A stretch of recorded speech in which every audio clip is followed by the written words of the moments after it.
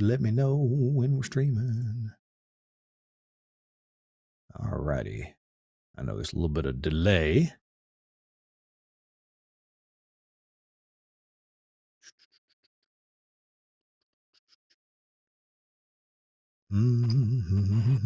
Hello. Well, howdy. Howdy. How you doing? I'm doing all right. Okay. Hang on. Trying to Let find a me little quiet place here. let me like and share our stream. Da, da, da, da, da. We will share this to a page. How about the TWiRT page? Come on. Come on, Facebook. You can do it. Ah, there we go. It's going to make me switch profiles. Yes, hello. Oh, I see. Now I'm hearing myself back. Good gosh. I got to quit talking for a minute here.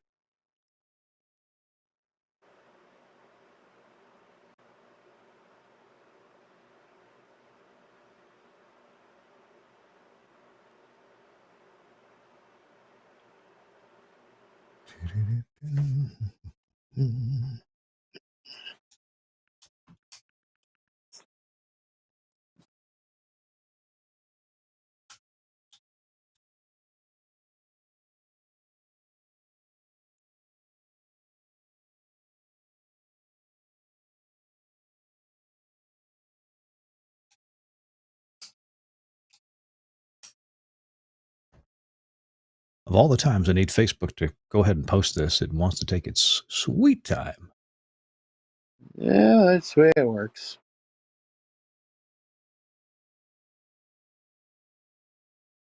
So now I actually don't know where I have posted it because it's behaving badly.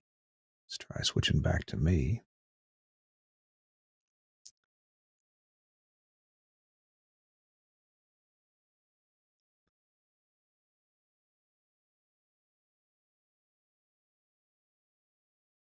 Sorry, give me another minute here. Okay, I'll have to look at it in a minute. I can't look right now. I can't multitask.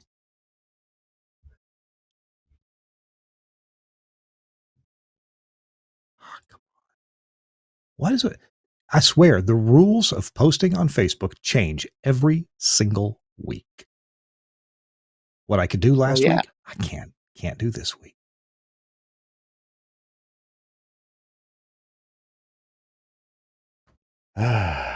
Okay, now it's posted. And we'll do one more thing. We'll share this over to group. Of course, the Broadcasting Club. All right, good. Can finish with that now. All right. Well, I just see me full screen, but I'll see Chris in a minute, I suppose, or the avatar. I can't wait to see Chris's avatar. All right. Hey, it is about 6 after the hour. We're going to start This Week in Radio Tech. It's episode 634. Scott Fybush will be joining us very shortly. And we'll start the show in 3, 2. Hey, welcome into This Week in Radio Tech, our 634th episode, the show where we talk about everything from the microphone to that light bulb at the top of the tower. I'm Kirk Harnack here in the Nashville studios of the Telos Alliance and the Nashville studios for This Week in Radio Tech.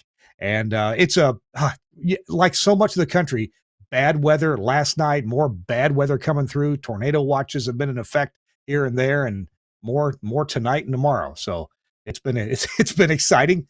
That's okay. I got plenty of work to do right here at the desk. Now, someone who's not at his desk and joining us by the magic of telephony, it's Chris Tarr. Hey, Chris, how you doing? Hey there, Kirk. Well, thank you for that picture. That is fantastic. Yeah. So, anyway, I'm out in the field putting up a new translator and antenna in Sun Prairie, Wisconsin, which is just outside of Madison. So that's where I've been today in the kind of gray, sort of drizzly cold. But it's always fun being out in the field getting stuff done. So having a good day Chris, with that. I understand that you can't stay with us for a long time, and Scott Fybush will be arriving, but he's not in front of his camera just yet. Why don't we go ahead and look at the pictures from what you're doing today, and I'll tell you which one's up, Sure. and you can tell us about it, okay? I can see you, so I should be able to see what's up. Oh, okay. Okay. I see some antennas. What's this? Yeah, those are Nikon BKG, I believe 77 antenna bays. There's two of them, and they're on the ground getting ready to get tied up and rigged up and pulled up the side of the tower. That was earlier this morning. Tell me what kind of service is for. Low power, translator, backup, what? Translator. It's 250 watts at 310 feet. Okay. And it's a translator for our station in Fort Atkinson, Wisconsin. For those who don't know, these two individual antenna bays probably have some kind of a power splitter. You send the power, the RF, up the tower through a single coax, and yet we have two bays here. Tell us how that works. Fighter. It is sitting in the back of the truck there. Not out in plain view, but there is a splitter that goes between the two, and you have to measure the distance between the bays. It's obviously spaced by wavelength. So I think this one is 9.4 feet. Those two bays will be 9.4 feet apart, and then there's a little combiner. The coax goes into the combiner, and then there's two lines that come out, one to each bay. And so just pretend we're talking to some novices here. Why two bays instead of one or instead of 10? What's that? Yeah, why would you use a two bay antenna instead of a one bay antenna or a 10 bay antenna? Oh, gotcha. What's the magic of two bays? There's and every engineer will give you a different answer. There's kind of black magic about it.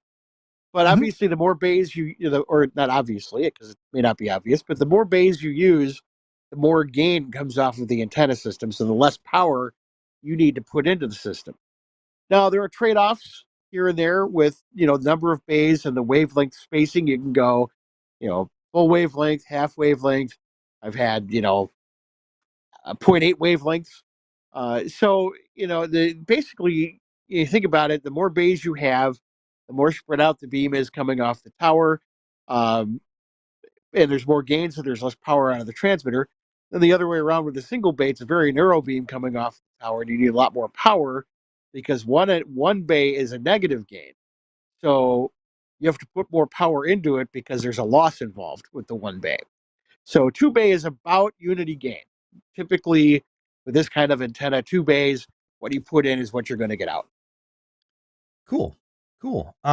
Let's see. By the way, Scott Fybush is connected, so we'll be going to Scott here shortly. We're going to get a couple more pictures from Chris here. Chris, I want to ask you one more thing. These antenna bays, if you want to pop, there they are up there on the tower. You said there's a power divider. Is the power divider nothing more than a T, or is it a proper tuned power divider that's got some length to it of some kind? This one is actually a tuned one, so it looks basically like a canister with, a port on the bottom and then two ports on the top. Okay, so probably these bays, each bay is probably a 50 ohm bay. In other words, each bay could be a termination to the line itself without the other bay if something went wrong with one of them. Okay. Yeah, especially with Nikon, these are broadband antennas, so they basically can be operated either ways. You can add the power divider is more of a basic, splitting the power among the bays, but they're not frequency dependent. Right.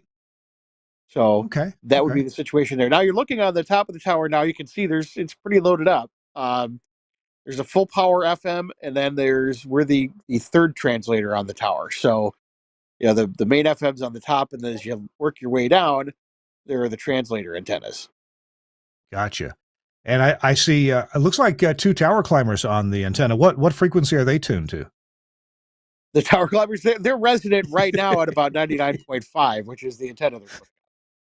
Okay. All right. Cool. All right. Oh, okay. We have a building entrance here. What's that?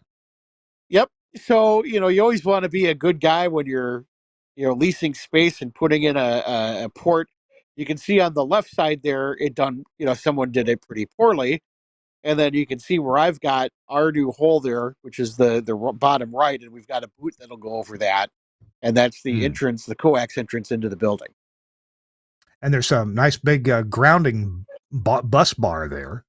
Oh yeah, we have a grounding kit on there now too. You'd see it. Unfortunately, I haven't gotten a picture yet of the line going in, but you'll see the line going in, and then there's off of that a grounding kit that goes to that bus bar. And that's done on the outside of the building, and then you've got that green wire coming down from the bus bar. I guess what goes to the ground system that's around the tower. Yep, exactly. Cool. All right. What's next here? And that's just a picture of the coax and the connector on the end of it, and kind of the ground kit hanging around there. And so that was before the line went into the building. Gotcha. Good deal. Hey, That's no trespassing. That's right. I pointed at the hard hat required sign while wearing my Max Connect baseball hat. Well, good. It's kind All of my right. look of, I'm breaking the rules. Well, awesome. Chris, I know you're in the middle of a field. Your connection's not that great, but you've done a great job getting these pictures to us. And so what do you have to do to finish this job up? When can you walk away and say, aha, we're on the air? It's going to be probably another week. This was I wanted to get the antenna in and then, make sure that was okay. And now I just got to collect, the rack and the transmitter and, get all of that lined up. I'm having fiber put in for audio delivery and that sort of thing. So this was the first step. This is one that I have to have on the air by mid-April. It'll probably be, I'll have it done in, I'm sure, about a week or so. But I'll make sure to take pictures when it's done so that when we get together again, I can show you the finished product. Nice. All right. Looking forward to it. Any video you can get would be great, but you have a good, safe time out there and cover your head up. We don't want nothing to happen to your noggin. Well, that's what my Max Connect hat's for. I'm not sure connecting is what you want to do with falling objects. That's up to you, bud. Good point. Okay. Chris Tyre reporting live from the field. Thank you very much, Chris. I really appreciate you. Oh, you're welcome. And now it's time to bring in Scott Fybush. He just came in off the road from a very interesting radio station. Is Scott there in a two-shot? Is he available? Hello? There he is. Hey. How you doing, Kirk? I'm good. It's good to see you. Good to see you too. Good to actually be sitting at home after being in the car all day. My apologies to the New York State Troopers. I may have been going a smidge fast on the thruway, but don't tell anybody. I'm glad you're. What have you ever done anything crazy in the radio business to get out of a speeding ticket? There was one time I was coming back from a concert in Buffalo. I was still working in TV news at that point, and I was actually on the air as a reporter. So some of the troopers knew me. It was like 1 a.m, and I was pulling back into Rochester. And they pulled me over and took my license, looked at it, and said, "Nah, we're not going to call you in. Everybody would just get a good laugh out of it." And let me go. Now that I'm just on the radio and doing stuff behind the scenes, not so much anymore. I got pulled over by a Kentucky State Trooper on my way to a rock station, I told the guy where I was going, and he said, "Well, tell you what, if you'll get me my favorite Led Zeppelin song on, I'll let you go, but I'll be listening." So of course I got to the station, 20 minutes later, I ran in and I wasn't on the air. I told the guy on the air, "Hey man, we got to play this song." I forget what it was. We got to play this song or else I'm getting a ticket. Gosh. Well, Scott, you've got some stories to tell us, topical news stories, as well as what you've been doing today. And I'm eager to hear all about it. First, Scott, maybe you're a little bit familiar with it. We're going to talk for just a minute about Nautel and the Nautel users group, the NUG meeting that is coming up in Las Vegas soon. And of course, I have dispensed with my notes. Let me see if I can bring my note up here that I sent off to the Suncast. Suncast, you're probably going to be able to bring this up if you haven't already. There we go. Being there Sunday morning. Sunday morning, yes, I'm going to be there too. I think I'm giving a short presentation, so you don't have to hear from me for too long. It'll be on the newfangled, virtualized and container stuff and how that relates to your Nautel transmitter. But you can join Nautel at the NAB show. It's going on April 16th through 19th.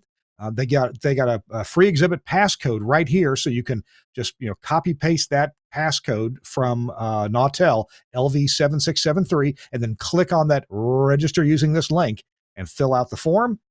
Put that passcode in, and you can get into the exhibits for free. You can also register for free for the NUG, the Radio Technology Forum, Sunday, April 16th, 8:30 in the morning, Las Vegas time.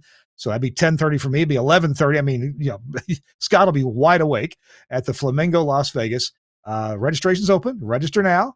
And you can click the little video on there to see what it's all about. But this is a great event. Even if you don't own a Nautel transmitter, this is a great learning event because there are all kinds of topics having to do with the care and feeding of transmitters, transmitter technology, antenna technology, and also HD technology. So that might be of interest to you as well. Basically, the things that Nautel does, they'll be talking about the technologies, and the Nautel Users Group is a great place to do that.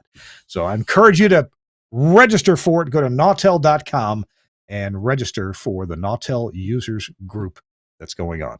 All right, good deal. Scott, right. Welcome in. Scott Fybush is with us. We've got a few topics to talk about. And first and foremost, I want to have some fun talking about what you've been up to today in a place I've never heard of. What's this little town that is almost not in the U.S.? Beautiful Cape Vincent, New York. If you kind of follow the eastern shore of Lake Ontario up till where it merges into the St. Lawrence River, and Okay. on one side is Kingston, Ontario, Canada. And on the other side is this little town of Cape Vincent, New York. It's in the Thousand Islands area. It is really beautiful in the summer. Today, I believe, is the 2nd of March. It was at Okay. least not as snowy as it could have been. We'll say that for it. But there is a little Class A radio station up there that was built, I think it's been on the air for about 20 years or so. It went on the air initially as part of a two-nation simulcast based out of Watertown, which is a larger city about a half hour away, and it was The Border. And they had 106.7 The Border, which is still in Watertown, 102.7 The Border serving Kingston. It then ended up being leased out to one of the big Canadian broadcasters, Rogers, which runs its KISS format, or ran its KISS format on there up until yesterday.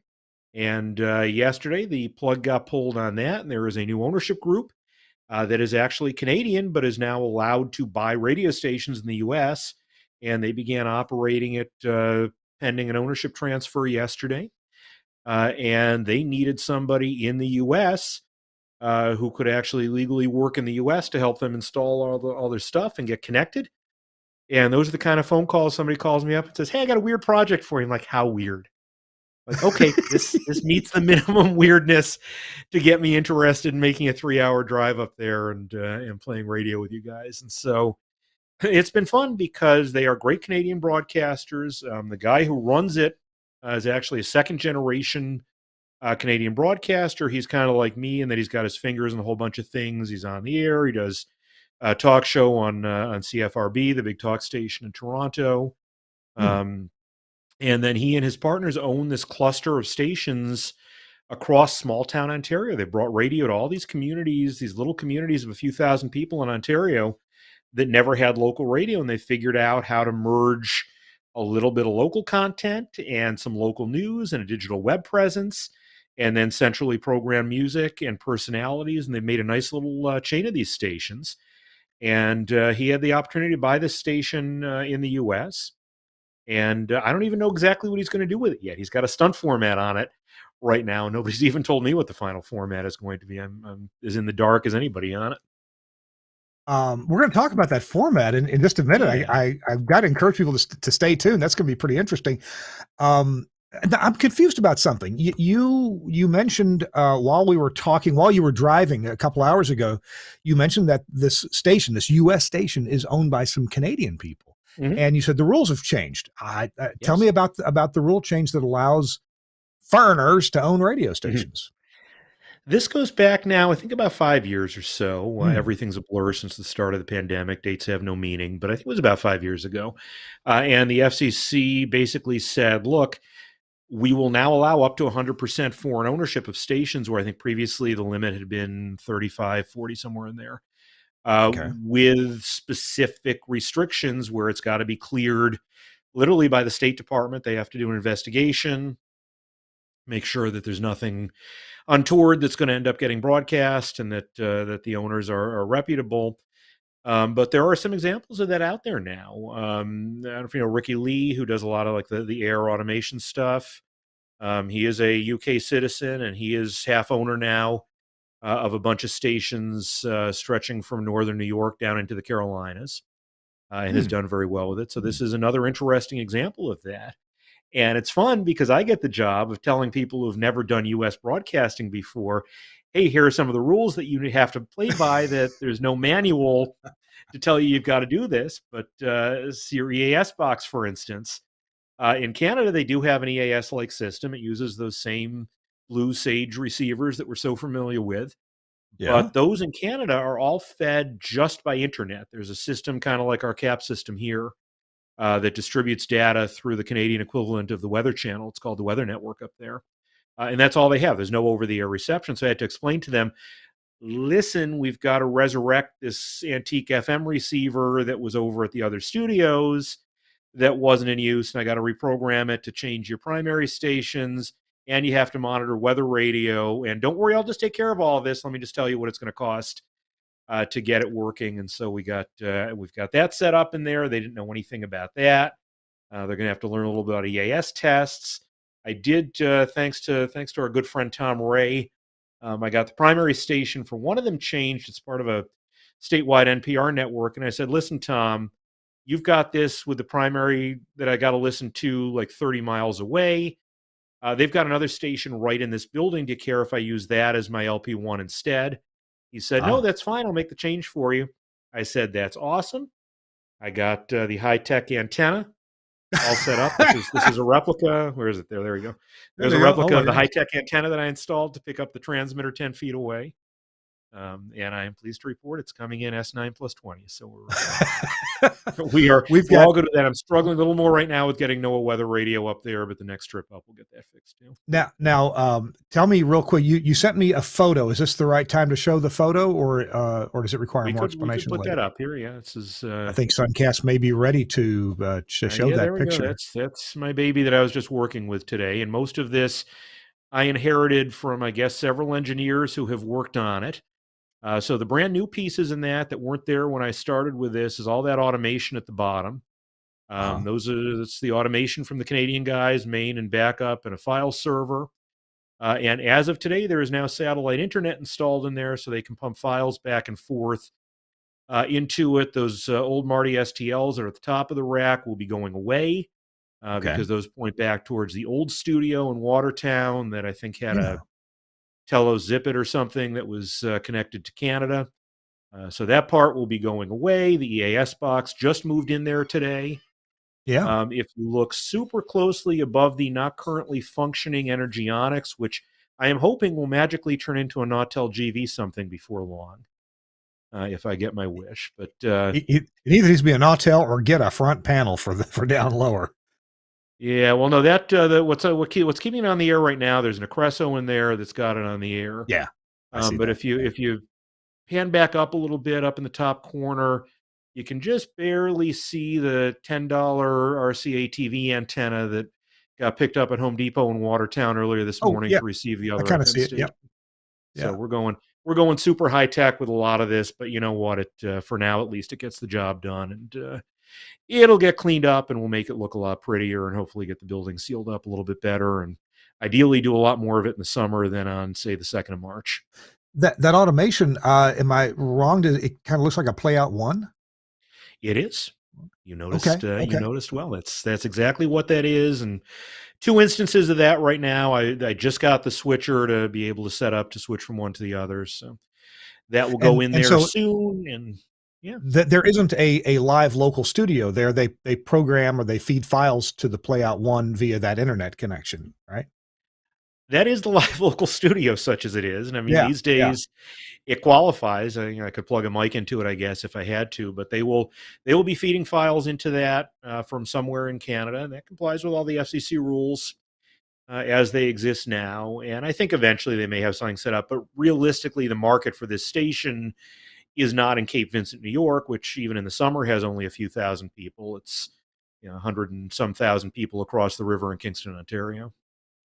Well, actually, one of my transmitter sites in Greenwood, Mississippi, we had some difficulty with an STL shot, and we had to move our studio location out of a historic building and into a building that's not so historic. And we just decided, look, we no longer have a morning show. Let's just put the automation at the transmitter site. We had the transmitter site happens to be the head end for a wireless ISP, so they've got great internet there all the time. And so the automation is there, and I know other automations afford this as well, but Playout One does allow you to go live through an internet connection if you want to. It also allows voice tracking, like almost everybody does. But you could go live from about anywhere on the Playout One system. Well, that's pretty interesting. The big limitation right now is just going to be bandwidth for them. Satellite internet isn't going to do a lot. I'm trying to talk them into at least putting Max Connect up there as a backup at some point. So is it kind of rural? Is that why they can't get quick, wired internet? Yeah, Spectrum is like a 3/4 of a mile down at the other end of the road, and it was too expensive for them to run fiber down. So we shall see. Right now it's satellite, and I don't even know, come to think of it, the public radio station that's back behind my rack, I didn't even look carefully at how that's fed, but I don't even know what's feeding them, honestly. Might be a satellite feed, could be an off-air pickup from somewhere. I was too busy we're going to take a break here, Scott, real quick. And then when we come back, I want to hear more about this format. It's a little bit interesting. I don't know if it's a format. Well, you said they're stunting, so we'll see if they stick with this format or go with something else. Scott Fybush is with us. Chris Tarr kind of began the show showing what he's been doing today with some FM antennas and a translator. Our show is brought to you in part by Broadcast Bionics and the Bionics Studio. This makes life so easy to be really involved with social media, getting the stuff on the air. You need to get on the air so many different ways. Broadcast Bionics can help you out. Let's hear from them. We'll be right back. Welcome to the Bionic Studio. The Bionic Studio brings all audience interaction to the fingertips of a production team in radio, TV, and podcast.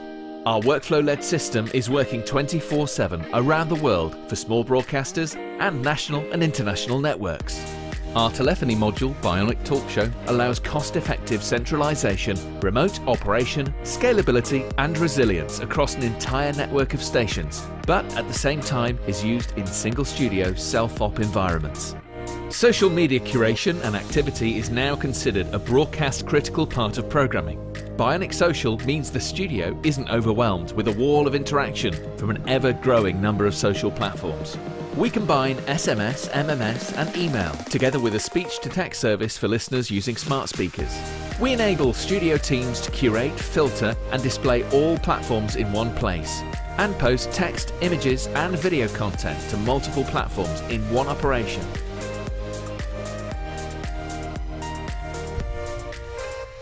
Effortless collection of video content with Bionic Director has helped position some of the world's most successful stations as leaders in viral content, generating appointments to listen and free marketing via retweets and shares. Bionic Contest enables end-to-end tracking of on-air competitions, live reads, and prizes. These could be on-air contests, automated SMS entry, or online. Anywhere, and Skype TX for Radio brings high-quality audio and video contribution into the studio with ease. No need for dedicated PCs to run different applications. Everything is controlled within the Bionic Studio UI, and incoming connections are visible to users along with all other platforms.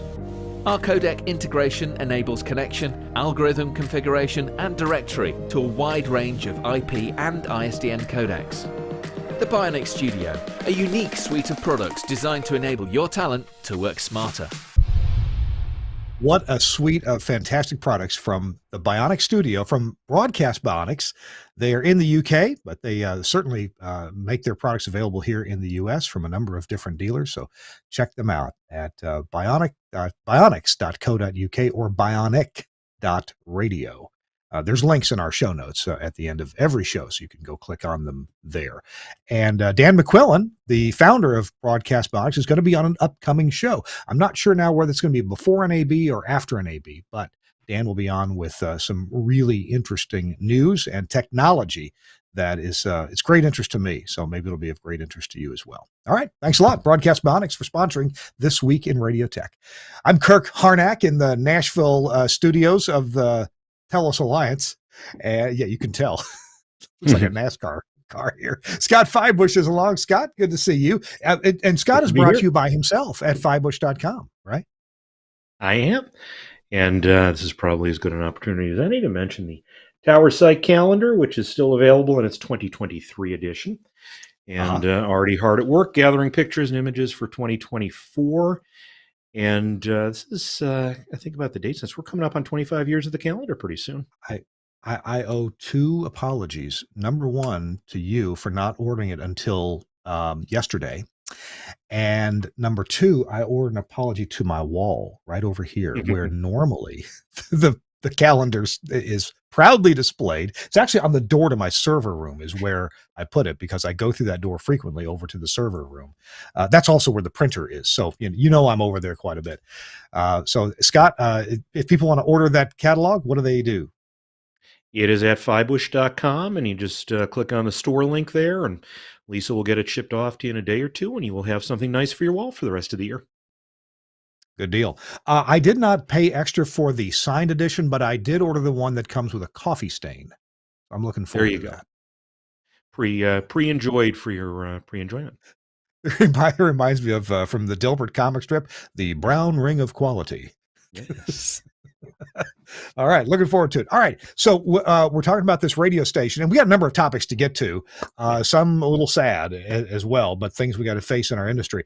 But you were at this station, 102.7 in Cape Vincent, New York, way up there. It's part of New York that, man, I've never even looked at that place on a map. And you're if you can throw real hard, you're a stone's throw from Canada right there. There is actually, I haven't used it on this project, but there is a ferry. If you can bring that map back up again for a second that we had up before. Okay, we don't. Sorry. There was if you look across, it's Wolf Island is the Canadian island that's adjacent to Cape Vincent. There's actually a ferry that runs. I don't know if it runs this time of year even at all, but it runs over to Wolf Island, and Wolf Island is actually where a lot of the transmitters are for Kingston. So when I am standing in the cornfield where the tower for this station is in Cape Vincent, I can see. There you go. You can see where Cape Vincent sits there, and then Wolf Island is that island right on the Canadian side of the border. And you take two hops of a ferry, and it goes right across Wolf Island, and you can stop and see all of those towers that are there. The big tower for Channel 11 in Kingston. There was a big ice storm in 1998 that destroyed that tower. It had to get rebuilt. There used to be the two AMs that were in Kingston were on that island, and they both moved to FM. But then there's another ferry that goes from there back over to Kingston, and in theory, that would be how I would head over to Canada from this site if I needed to, and at least so far I haven't. But it's a neat area up there, and again, in the summer, the Thousand Islands are just beautiful, and I would rather be going up there in July than on, say, March 2nd.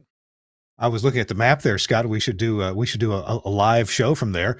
Scott will go to the transmitter side while I check out the Cape Vincent winery. Yeah, so there's lots of wineries. There's great cheese up there. Okay. It's called Thousand Islands River Rat cheese. That's just delicious. So back to the format. Stations do this thing that we call stunting. When they play something that's not going to be their format, they blow up their old format with typically something annoying and stupid. I don't know why stations do that. Why would you get rid of all of your listeners by playing, I don't know, the Batman theme over and over again for a week or whatever you may be doing? But they've decided to do something here at 102.7 that's at least interesting, and people may listen to it, a format that's not too popular, at least not in these parts. Scott, what are they doing? So remember I said one of the co-owners is a guy named John Pole, Pole. So they are Okay. calling the station 1027 The Pole. And it is there's the logo. You kind of see where this is going, right? So they are playing all the sorts of music that, in theory, if one were to go to such institutions, I am told would be played in gentlemen's clubs. Like maybe, I don't know, Vegas. We can do some research on this or something. But they have there's liners that go with this. There is allegedly an OnlyFans account that you could connect with. I'm told. Jeez. Oh my gosh. All I did was just plug the files into the automation. I had nothing to do with creating this. As a consultant actually named Paige Nienaber, who I think is the brainchild behind this particular thing. But yeah, this will be running, I guess, for a little bit longer, and then I literally have no idea what the actual format on this is going to be. And it's hilarious because I'm somebody who tracks all of this information, and yet in this particular corner of my existence, I'm the hired hand, just making sure everything gets plugged in and turned on correctly. Probably a lot of ZZ Top music. She's got legs. She knows how to use them. Rock and roll songs that we Something grew up like with. that. In I the know there was 70s. Cardi B playing today when I was listening. I'm less And familiar apparently with it's that gotten some music. reaction, like on the Watertown area Reddit page. I guess people are talking about it, so it's getting some attention for the station. I'm sure. I was told when I was on the phone with Canada today, I was swapping some cables in and out and had us off the air for a few minutes. And they said, "Hey, our texts are blowing up. People are worried we're not on the air." I said, "Okay, good. People are paying attention to this." That logo the Suncast just showed. I'm the junior really bad graphic designer in me says, well, why not take the decimal point and run a pole up from that, have it with an antenna at the top of it, transmitting radio waves, and have the young lady, dancing on the pole. But I'm not a graphic designer and wouldn't dare to play one. My goodness. That would work. I like that. Okay. All right. So, but remains to be seen what the format is actually going to be.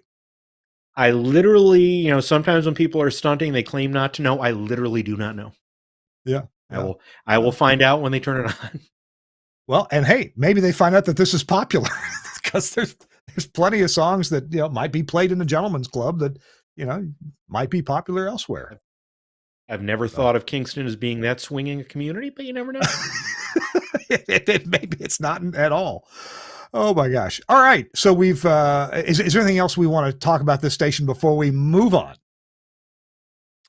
Nothing too exciting with it. It's just, it's been interesting, just educating them on some of the intricacies of U.S. operation that never occurred to them. Yeah. I think we still need to figure out who they're designating as the chief operator when they officially take over. Yeah. Little things like that, Canadian broadcasting seems in some ways so similar to what we do, and then you actually go up and you look and all their STLs are on weird frequencies and the EAS works differently. So Yes. it's, hey, are they on their own tower there? 24/7. Oh, that's right. Oh, they do. Yeah, that's right. Do they have their own tower, or are they on somebody else's tower? This is, I believe, an owned tower, and there's another tenant on there. There's a public radio station. Like I said, that's the one that we're using the magic paperclip to receive because it's right there. Hey, if we could talk for a second about EAS, because them being Canadian, they weren't aware of our monitoring requirements. They use a system that is similar to, or maybe just like our CAPS system, provided by a nationwide provider, a weather channel. What do you think about that? Could a totally internet-based, digital-based EAS system, would that be workable for the U.S.? Because I know there are some U.S. broadcasters that would far prefer that. And when you're listening to an EAS alert or a test that came in over the air and was relayed 3 times before it got to you, oh my goodness. I mean, what a tune out. It would make so many things so much simpler. I mean, think about everything that all of us are going through right now, just getting that ETRS Form 1 filled out and then getting everything filled out immediately for Forms 2 and 3. And if the object is to figure out, can you get something received via internet, then at least in theory, the system should also be able to report right back that it was received. And maybe in the future, we don't have to deal with all of this hanging antennas in weird places, trying to pick up signals that aren't really clear enough to relay. And in the end, it seems like we're moving towards a position where CAP is always going to come first anyway. Yeah. And I know, I would much rather have a clean CAP delivered message. At what point do we at least initially start saying, okay, this legacy daisy chain system is just a backup, and then maybe we don't need it anymore at all. I wouldn't mind. I've had some thoughts about this, and maybe I'm totally off base here, but it seems to me that one of the larger broadcasting concerns in the U.S., maybe iHeart, maybe Cumulus, maybe Odyssey, maybe EMF, should petition the FCC for a waiver of the traditional EAS rules and say, hey, we want to do caps only. And tell you what, we'll have satellite as backup. Every market we're in, we've got satellite dishes, and we'll make an agreement with, I don't know, well, maybe not Skyview. Okay, sorry. But, maybe one of the providers, Premier, for example, and say, they have a channel that they'll dedicate to interrupting with a parallel message. And they'll even handle it, for regions. They'll, people can somehow submit their messages to that anyway, and show that the system can work just fine without the station to station to station relay system that is audibly so bad. I know it doesn't usually have to be, but with the quality of I don't know, it really makes me upset that we think we're depending on such an antiquated system. B, it sounds terrible. Sometimes you just can't even understand the audio that's being coming delivered. in off an AM station. I was filling out an ETRS for a station in Southern Indiana. I looked at their monitoring assignments. Like, you're not really listening to WHAS AM from 90 miles away. Come on, it's got to be all electrical noise where you are. And they said, yeah, it is, but it's what's on the assignment. Yeah. So yeah, that, I would be okay with that going. And one that you didn't mention as far as a provider is NPR and PRSS and the Squawk channel. And pretty much every public radio station is already getting, at least the national EAS stuff off that Squawk channel. So that's another resource that's out there. And then Sirius XM too. I was talking with the other day, but somebody mentioned that they had changed an assignment that Sirius XM was now a primary. And you know what? Again, it's there. It's reliable. It's rock solid. The receivers are cheap, and away you go. Those are all great points. And I was thinking if NPR and NPR affiliates would handle this responsibility, either as a main or a backup way to do it, there's kind of already a funding mechanism in place in case we said, okay, but the government should pay for, us taxpayers, we should pay for this and not put the burden on the NPR stations or on NPR. There's already kind of a funding mechanism in place that Congress could, pass some money along for the purpose of, look, you guys maintain this as well as the state maintain cap systems. Just a thought. And especially in the states that already have statewide public radio networks that are state funded. A lot of them, that is already the backbone of their state emergency communication systems. And it's not just radio, DTV, and especially ATSC3. I know Pennsylvania, especially some of the folks who are involved in that ATSC3 system in Pennsylvania are using that as the backbone of their statewide emergency communications. So it not just, can be done, it is being done. I'm thinking of a state like Mississippi, which most people, realize is typically near the bottom of the funding barrel for any topic, whether it's education or roads or whatever. But they have a statewide public radio network that I don't know how well funded it is, but it's well enough that the 100 kilowatt transmitters typically sound just fine. And it's all programmed from Jackson, Mississippi. And I'm not saying they're rolling in dough, but I am saying that it's funded well enough to work. And and in Kentucky, they don't have a statewide radio state system, but they do have a statewide television state system there, and they're all connected with microwave and it's a well enough funded system to work. And you're right, you could use ATSC3. Yeah, North Carolina, the PBS statewide network in North Carolina, they've been a really big player now in emergency warning. And as I hop back and forth to conferences in Vegas, in addition to NUG on Sunday morning, there's a new public broadcasting conference that Skip Peasy is helping to organize with PMVG, and I think they'll be talking a lot about some of that there. So I'm very interested to see what some of the latest developments are there. Well, I'm such a curmudgeon when it comes to our current system. I really don't care for it, and I think it's proven out every time we do a test when a large number of stations don't get it, or it's inaudible, or it doesn't work. So All right, why don't we move on to a more pleasant topic? Actually, we're going to foreshadow what's coming up. Tell me a little bit about something about a FCC non-com filing window that closed. You had some news about this, and I know very little about it. So this was last fall. The FCC, every few years, they'll open various windows for various applicants, and there were a lot of non-commercial broadcasters who were hoping to fill some of the last holes that were available below 92 on the spectrum, and that window opened and closed last fall. And the interesting thing, for all that we justifiably slam on the FCC for being slow about things, they have whipped through this window in near record speed. They had, as usual, you get a bunch of what are called these MX groups, where application 1 is mutually exclusive to application 2, which is then mutually exclusive to 3, and so on. And the FCC has to create these groups and sort them out with all these arcane, point system rulings and whatnot. And they have been going through these at just lightning speed, especially for Washington, to the point now where not only have construction permits been granted, some stations are actually on the air now from this window. And I think nearly everything that was mutually exclusive is at least on a pretty fast track to being sorted out, which is great compared to some of these previous windows where it dragged out sometimes for 5 or 10 years before some of these things finally got settled. So as a consultant who handles a lot of these, I am very pleased that out of the 12 applications that I had a hand in, that all 12 of them ended up being granted in the end. That was a pretty good batting average. And there are some new areas that'll be getting better community non-commercial radio service as a result of it. Wow. Okay. All right.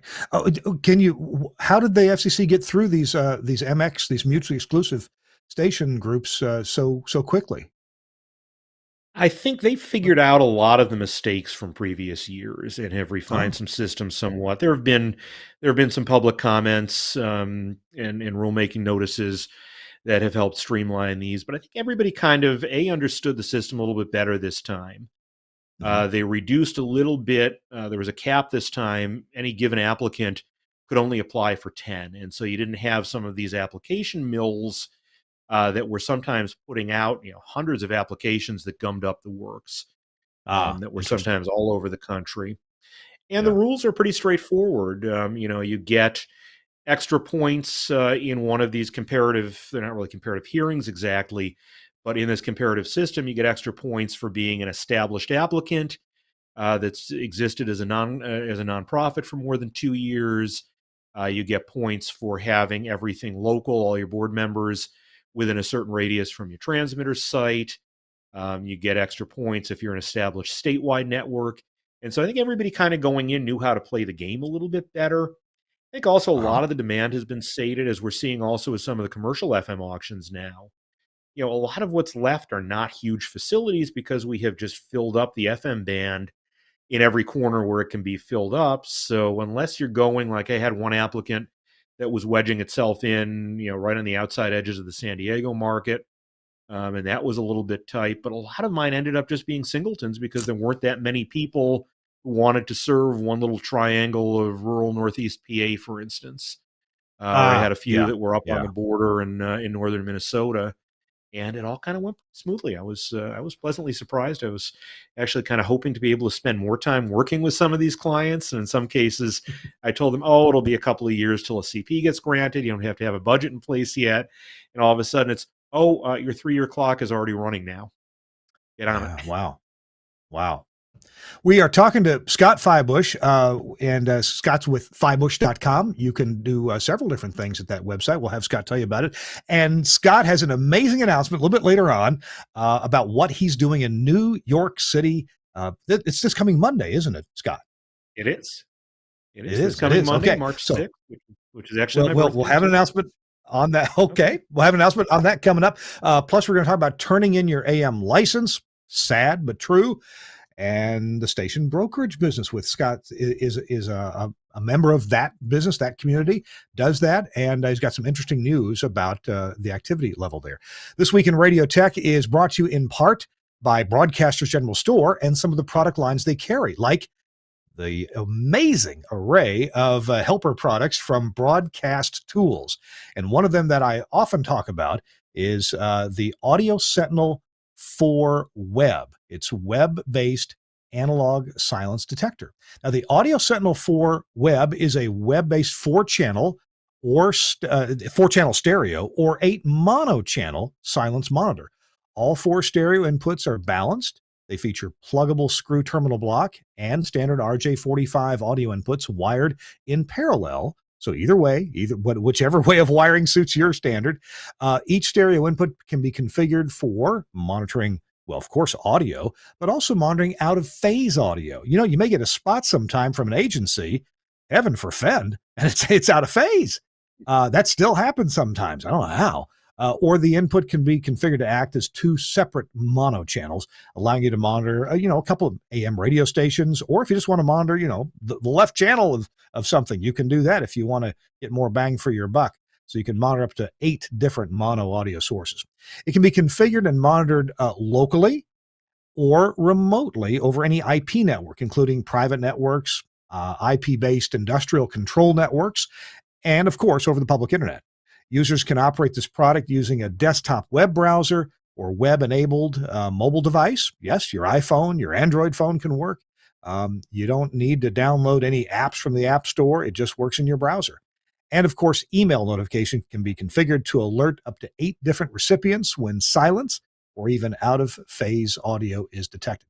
Now, that is just one of the many, many, many things from Broadcast Tools. Their slogan at the very top of their website, Broadcast Tools, problem solved. And if you know Don Wingett of Broadcast Tools, you know that he's been designing products to help us broadcast engineers for decades now. Really designed solid gear. I've got so much Broadcast Tool stuff at my stations, and typically, actually, I have not personally installed them. My business partner, Larry Fuss, he'll order something and install it and configure it himself. And, I wouldn't consider Larry to be a real broadcast engineer, but he can put this stuff in, get the wiring done, and then the configuration done. So hats off to Don Wingett for designing products that work, that are reliable, and fit the need of what you need to do. And where do you get them? Broadcasters General Store.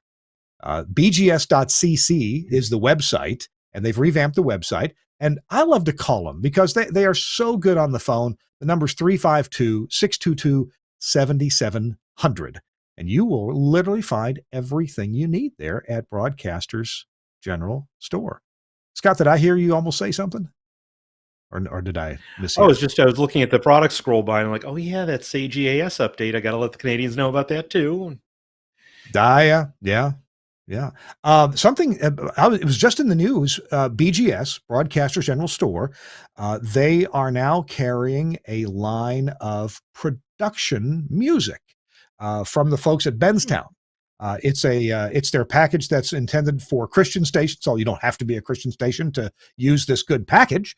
It has the kind of the sound and feel that contemporary Christian stations might want to use. So anyway, the Shane Finch, Buck Waters, the whole group, Dave Kirsten, Jonathan Shute, Jessica Shute, the whole gang there. What a wonderful family and group of people to do business with. I've done business with them for literally decades. I used to sit in Sam Phillips' office in Memphis, Tennessee, and Sam would say, "Harnack, call them pretty girls over at Broadcaster General Store and order me a processor." So there you go. Thanks a lot, BGS, for sponsoring This Week in Radio Tech. All right, Scott Fybush is with us. Scott, let's see. What were we going to hit next? This, AM licenses. What is going on? I think we kind of see this coming. I don't want to dwell too much on this, A, because I only have limited time, and B, because it's so depressing. But yeah, we are, we're seeing an increasing number of signs that the senior band, having hit 100 years old, is showing its age, and that market circumstances are dictating the end to some signals that would have been unthinkable a few years ago. The one that a lot of people are paying attention to this week is in Las Vegas, where Odyssey had a really kind of unusual situation. They had, just a couple of years ago, acquired the other big AM in town. They already had 840 not KVGS, so it's a KXNT now, which is one of the two big news talkers in the market. and they acquired the other one, 720 KDWN, from Beasley, and it was as part of this interesting deal where they are losing the land that has been under the site. Beasley had been leasing an Odyssey-owned site in North Las Ooh. Vegas that, when it was built 60 years ago, was your typical outside of Las Vegas site. It was in the middle of nowhere. There was barely a road Mhm. to it. It was just a bunch of towers in the desert. And lo and behold, nobody could have expected that this particular location would turn out to be right in the middle of where Amazon would end up building a whole bunch of distribution facilities. And so over the Wow. last few years, this site that literally you would have to drive over desert rocks to get to, all of a sudden it's paved roads to it, and all of a sudden it's surrounded by warehouses and highways, and all of a sudden the land underneath these towers is worth $40 million. And Yeah. when you have a couple of AM stations that are worth maybe $2 million each, and an auxiliary facility for your FMs in the market that's not the main, and you're a company like Odyssey that's not in the greatest financial shape right now and really needs cash, somebody comes to you and says, hey, here's $40 million. You pretty much say, okay, let's see how fast I can vacate this land. And Yeah. so Yeah. what's interesting is that in this particular case, there hasn't even been any attempt to move these AM stations. Traditionally, you would have at least seen them try to put them somewhere else, rebuild them somewhere.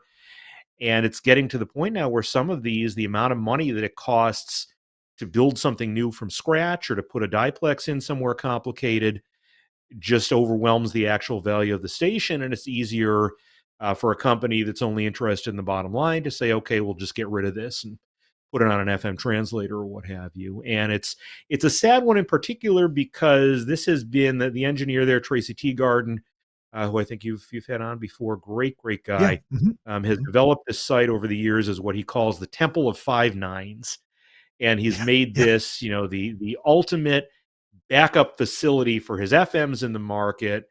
Um, Beautiful tower there with a lambda section antenna, great coverage over the Las Vegas Valley. And to see all that have to go away now is just absolutely heartbreaking. And a lot of that, unfortunately, it's the reality of what's happening even to some of these huge AMs. And so this huge frequency, KDWN, was 50,000 watts up until a few years ago, and you could hear it over half the West at night. And it's just going to go away. It was actually supposed to sign off 2 nights ago, and for some reason, I guess, got a little bit of a reprieve and is still on the air today, but not for much longer. It's If sad. It really is, but it's also the reality of where that particular piece of the medium is headed, I think. I realized that year and a half ago, I drove by this site on my way to taking some vacation time in Utah, and boy, there's all kind. Yeah, this was out in the middle of absolutely nowhere for the longest time. Now there's huge solar farms around it. There's a Love's truck stop just off I-15 right there, just less than a mile down the road from it. There's a lot going on and a lot being built. And if you look at a map, it looks like it's way outside Las Vegas, but no, Las Vegas I was surprised how far out that it's expanding out there, and it sure is. And Understand it's why. obviously the circumstances differ a lot from market to market. Something like Mhm. the New Jersey Meadowlands are probably a little bit more impregnable to this. But I Yeah. think, a lot of companies are going to be looking much more carefully and saying, okay, what's worth more at this point, this license or the land under it? And that never used to be a consideration for most of these sites. It's a new world we're dealing with. Well, broadcasting has a lot of emotion attached to it. If you bought this piece of land as an investment, maybe you had a chicken farm there, whatever, and then someone wanted to buy the land for $40 million, you wouldn't care. You wouldn't be so attached to your chicken farm, but at least most people wouldn't. But broadcasting, yeah, it's in our hearts. We hate to see it go away, and it affects a lot of people.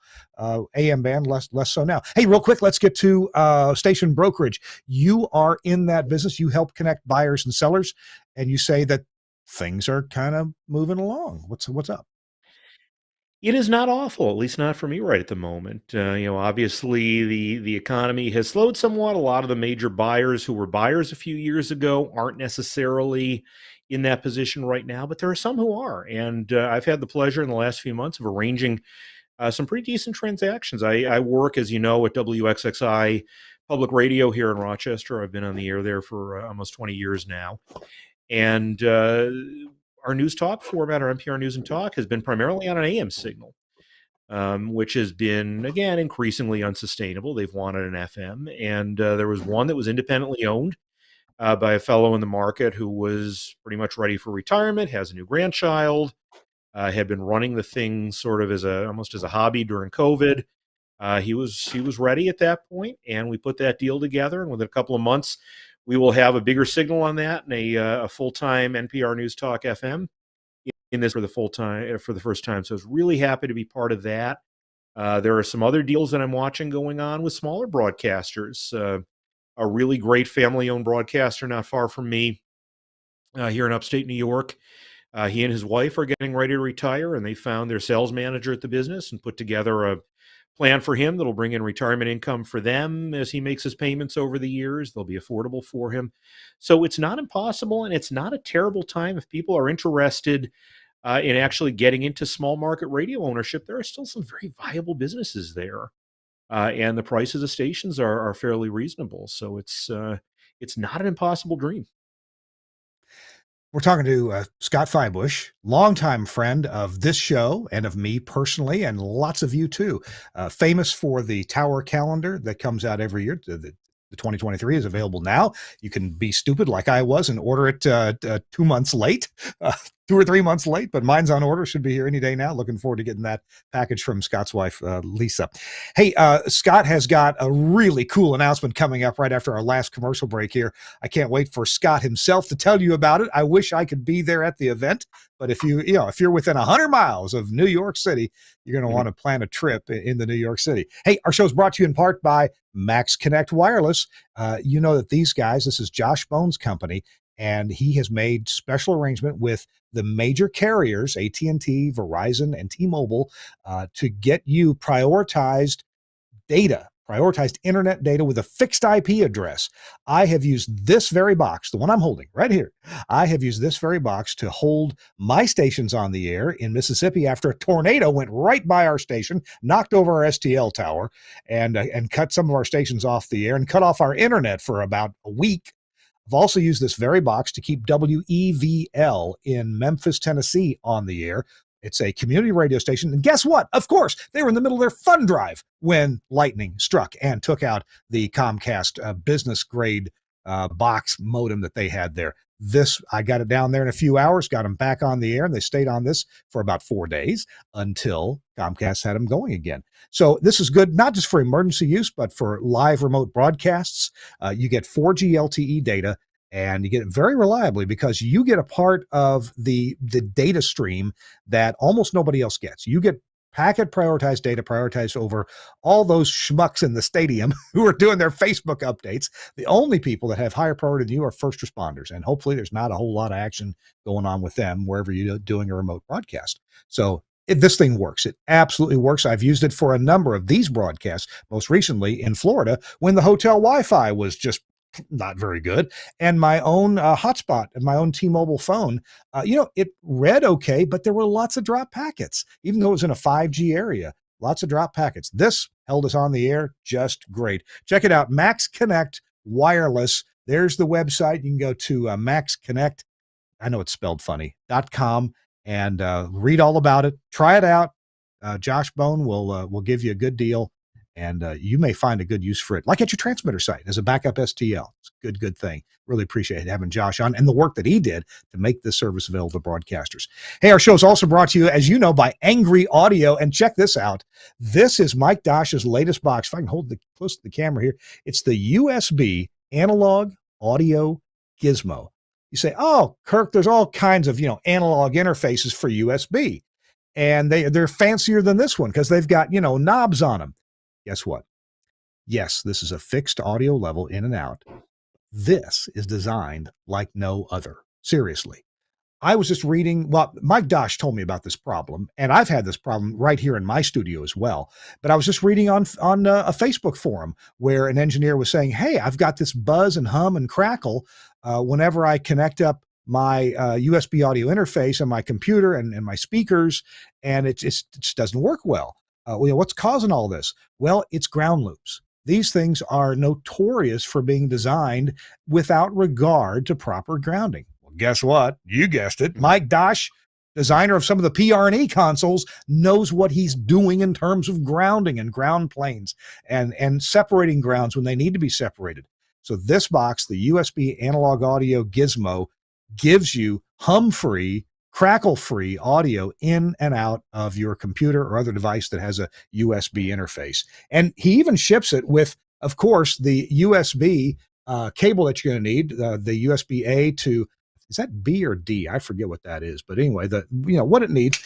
And he even includes a couple of the Studio Hub adapters, so you can plug in the Studio Hub analog audio right here on the device and come out with XLRs on the other end. You got to check this thing out at angryaudio.com. Good device, well designed. It's for broadcasters. It's for you and me. Check it out. Thanks a lot, Angry Audio, for sponsoring our show. Okay, we got to go in just a minute, but Scott Fybush has got an amazing announcement. Scott, I don't want to give anything away. You go ahead and tell us what's going on. I got a whole shopping list I've been keeping now for my Canadian people that I got to tell them we need this. We've got to get Max connected.